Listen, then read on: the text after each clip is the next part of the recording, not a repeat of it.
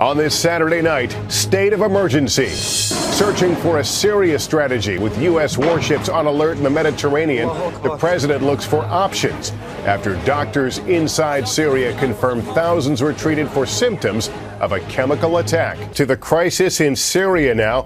The White House is weighing its options against the Assad regime after reports that Syria's army used chemical weapons on its citizens. Doctors Without Borders, which has teams in Syria, confirms that thousands have been treated for symptoms of exposure to a chemical agent.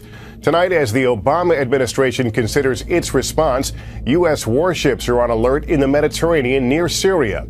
We have two reports, beginning with NBC's Ayman Mohideen in Cairo. Ayman.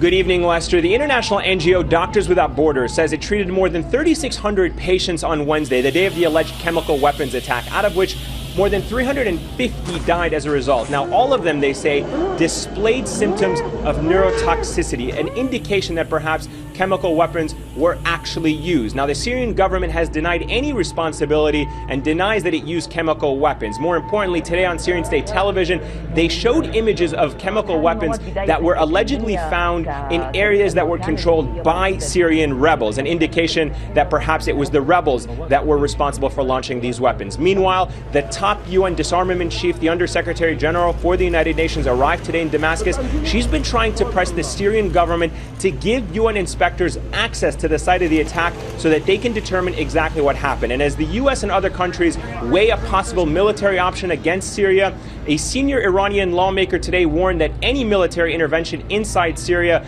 would result in a regional war that would not end favorably to the United States or to its allies across the region. Lester? Ayman Mohideen in Cairo. Thanks. Now let's turn to NBC's David Gregory in Washington, where the president met with his national security advisors today. David, what are we learning? Well, what's clear, I think, this weekend, Lester, is that there's a new sense of urgency within the White House after this week's attack. The human costs in Syria have become just too high to bear. Despite that, there is disagreement, I can tell you, among the president's advisors about what should come next. Among the questions, what's the legal justification for military action, and what would an attack accomplish? The intelligence community is trying to verify facts on the ground, and at this point, the White House is saying little, only stressing that while the U.S. has a range of options available, the president will make an informed decision in a deliberate way rather than pursue quick action before all the facts are known. The president has described this week's alleged chemical attack as a, quote, big event with grave concern. Right now, the U.S. Navy has 4 guided missile destroyers in the Mediterranean, 2 well within firing range of any targets in Syria. Defense Secretary Hagel declined to discuss any specific force movements, but he left little doubt he thinks chemical weapons were involved, saying, quote, it appears to be what happened, use of chemical weapons.